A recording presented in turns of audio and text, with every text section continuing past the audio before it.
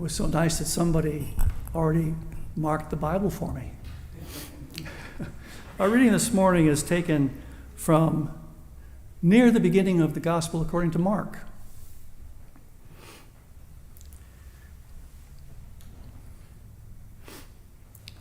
One Sabbath, Jesus was going through the grain fields, and as they made their way, his disciples began to pluck heads of grain.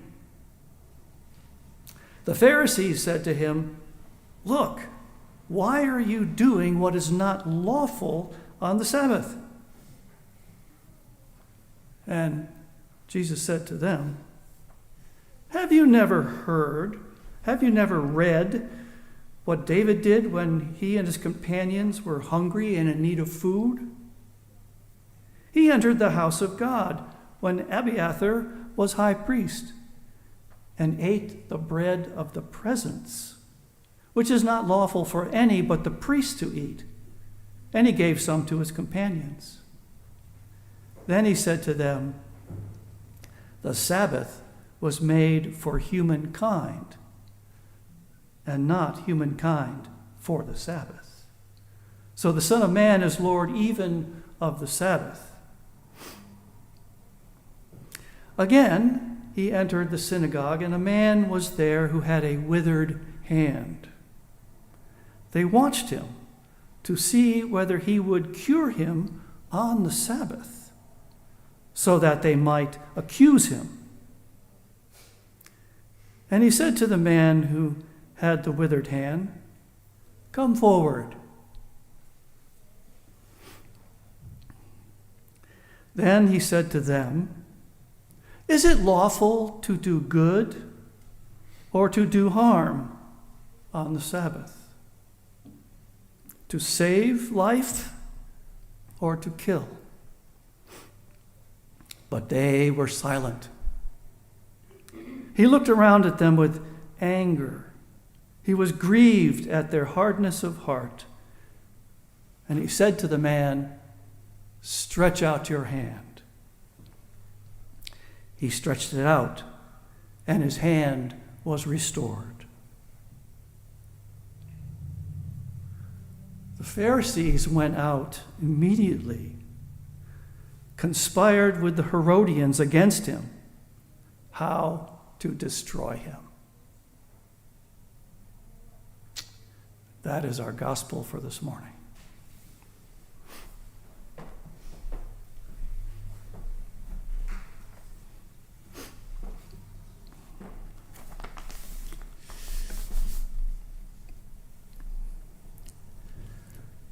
It's quite likely most of you have heard that the Gospel of Mark, within the four Gospels of our New Testament, is the earliest to be written, sometime around the year 70 of the Common Era.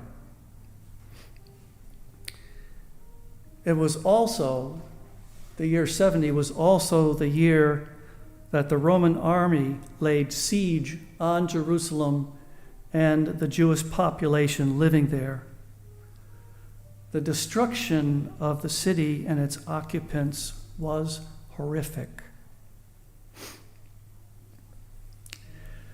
Thus, there is little doubt that this context contributed to the sense of urgency in Mark's proclamation of the activity and the life of Jesus, especially in the first few chapters of the Gospel according to Mark, where the word immediately appears 39 times.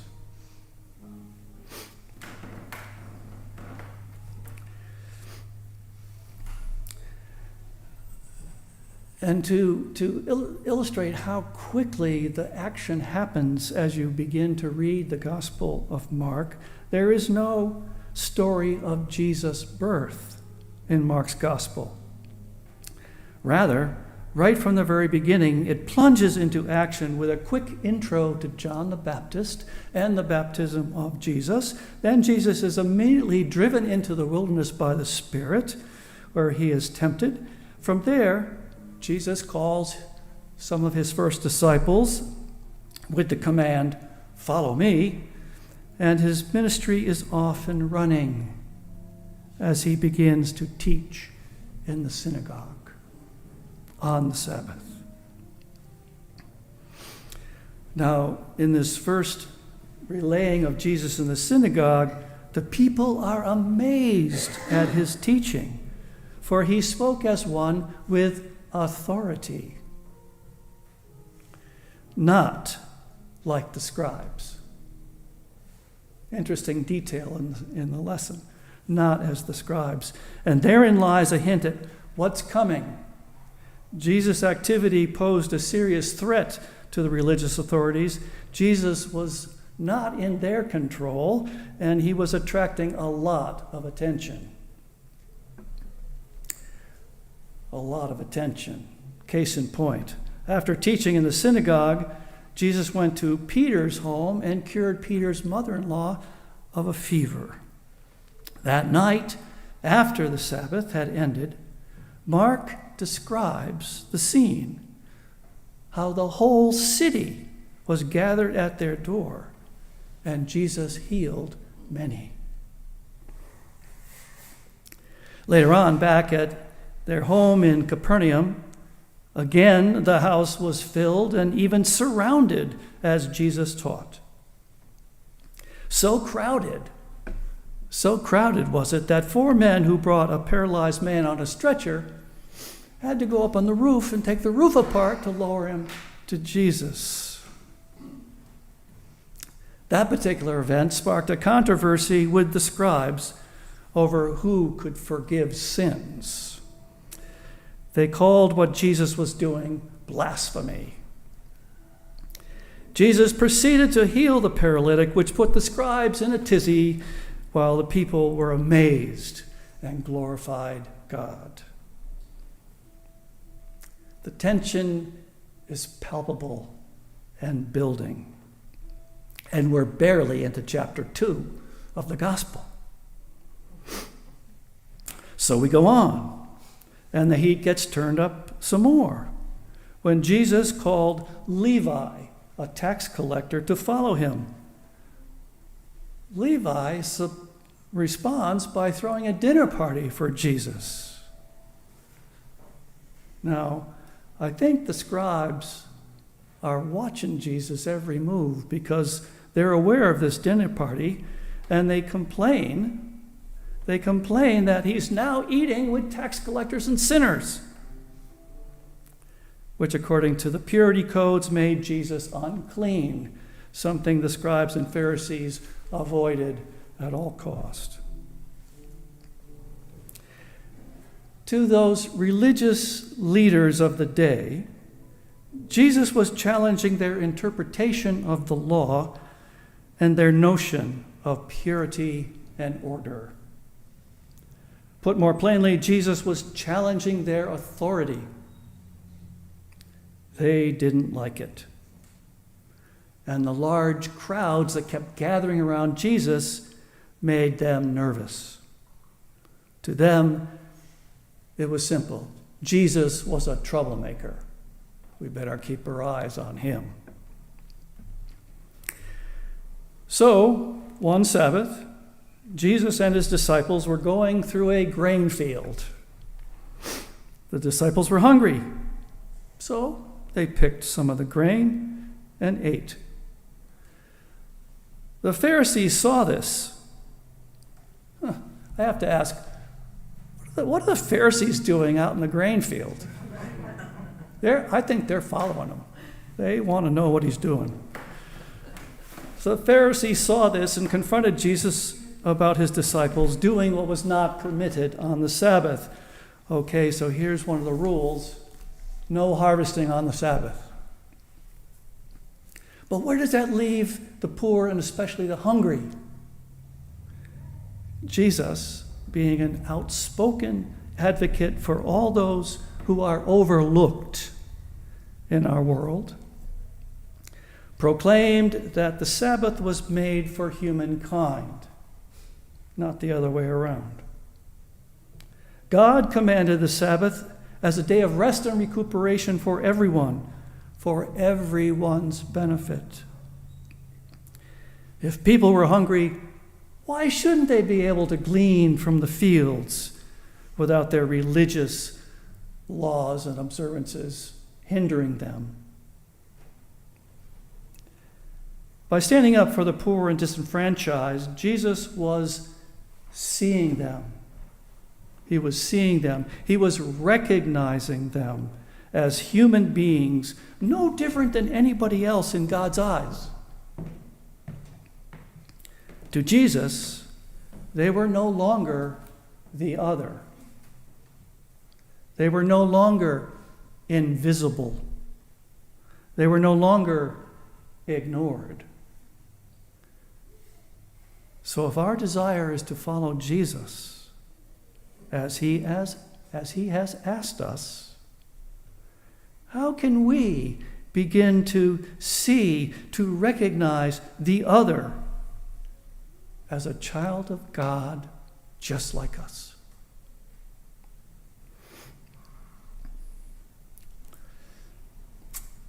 Let's pause a bit, take a leap from the first century into our current 21st century.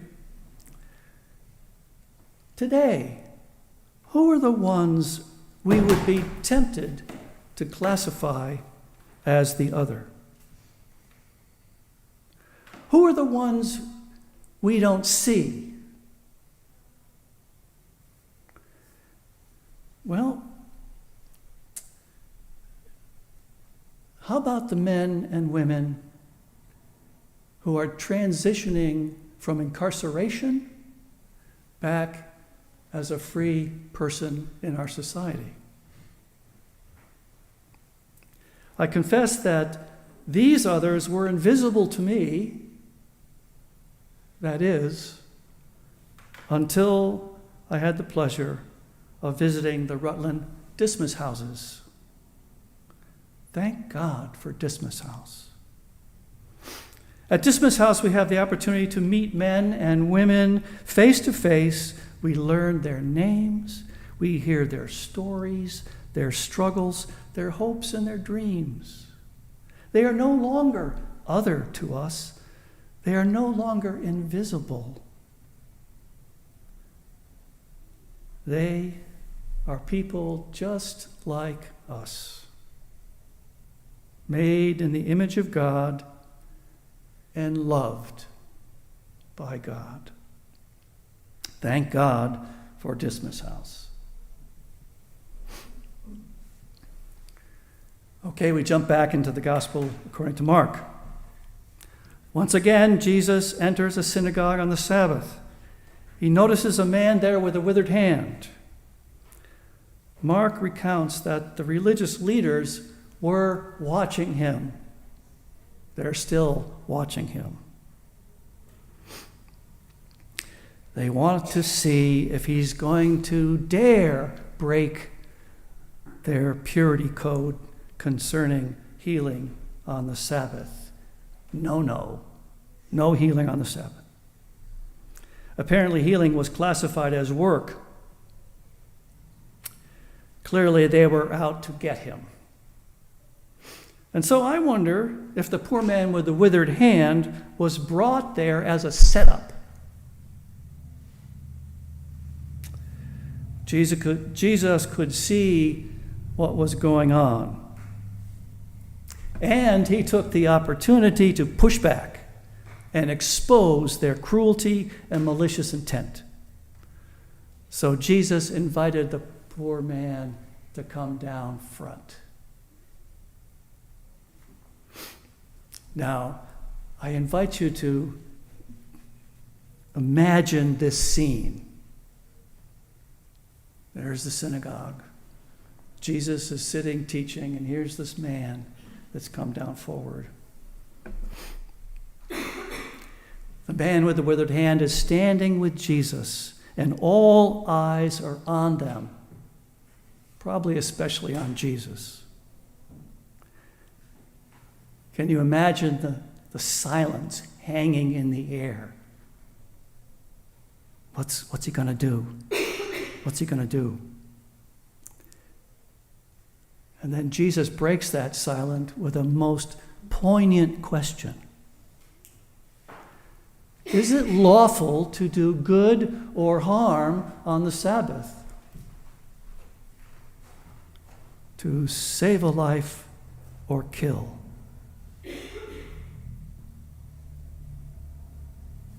Imagine that question hanging in the air, and it's deathly silent.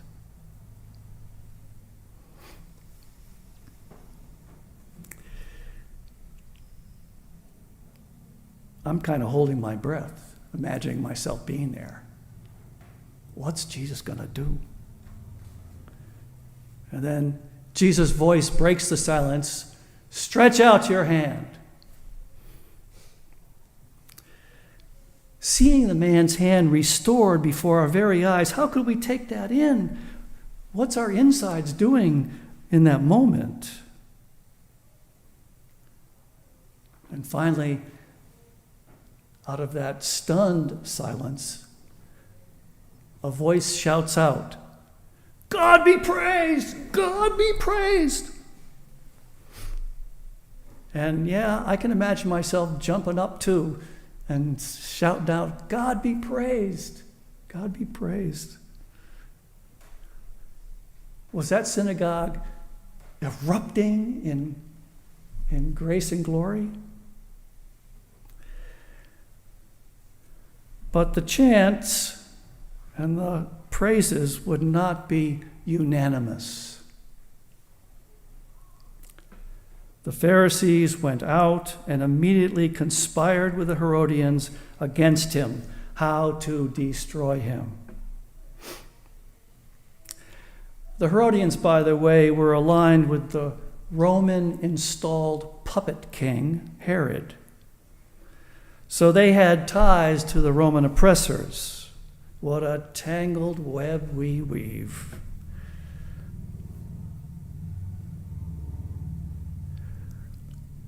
We too live in a culture with great divisions amongst us.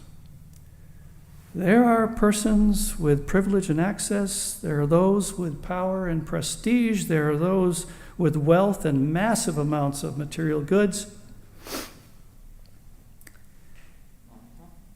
And then there are those who lack those things, even the basics: housing, clean water, free of lead, safety, nourishment, education, health care, and on and on. So if Jesus were among us today, in our culture, in our 21st century, where would we see him pushing back on the inequities?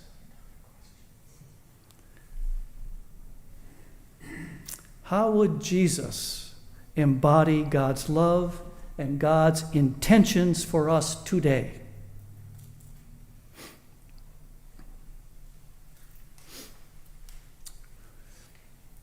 I know a middle school teacher who recognized some middle school students hanging out near an ice cream shop. She went up to them and asked them, are you going to get some ice cream? And they said no, they couldn't because they didn't have any money amongst them.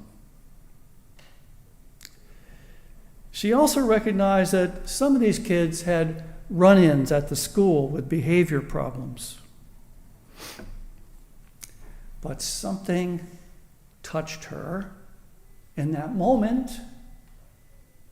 Was it a blaze of recognition? Was it a new way of seeing? And she said to the kids, let's go get ice cream. And they did.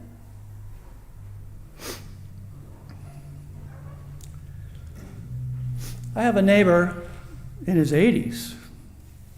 He lives down the road a bit. Not many teeth left and breathing issues. I began to notice his car was missing. And several days went by, his car was missing. Well, I was over at another neighbor's helping split some firewood. That happens if you own a splitter. And this man walked over. And I said, "Wow, you're home? What happened to your car? Where's your car?" And then he began to tell us that he got rear-ended, spun around, and ran into something else, and his car was totaled. So he was waiting for the insurance company to issue the check so he could go get a new car. With more prying, we discovered he had been home all that time. He lives alone. For over 3 weeks, he wasn't able to get out and get anywhere, like to buy food. His food stores were depleted, and I got to confess, his face did look a little thin. Well, once Heidi found out about that, the kitchen warmed up quick, and she whipped up a couple of dishes that would take him down the road for a few days of meals. Meanwhile, the other neighbor, the firewood splitting neighbor, offered to take him shopping to find a new car. And then he drove him to the bank to get a check made, and drove him back to the car dealer to get the car.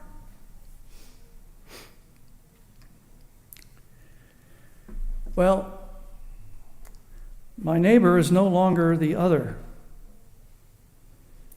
who lives by himself in a trailer down the road. He has a name, and now we have each other's telephone numbers so we can get in touch.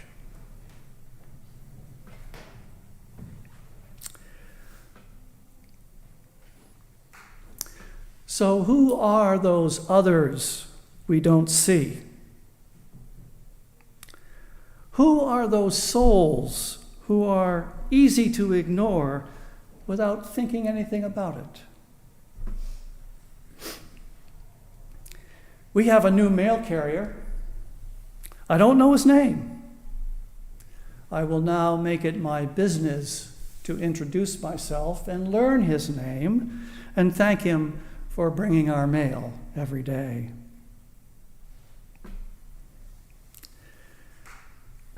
Once we make contact with the other, we discover they're no longer the other, but one just like us. They share our common humanity, and they bear the likeness of God, as do we. And isn't this the challenge we have when we hear Jesus say, "Follow me"? To recognize the other as one like us, to see the other as one who is precious in God's sight, one who has a story like we have a story. When we can do this, our lives are expanded. For in each new connection we make, we encounter the living God, and the door cracks open into something new. And the door cracks open into something new. Thanks be to God. Amen.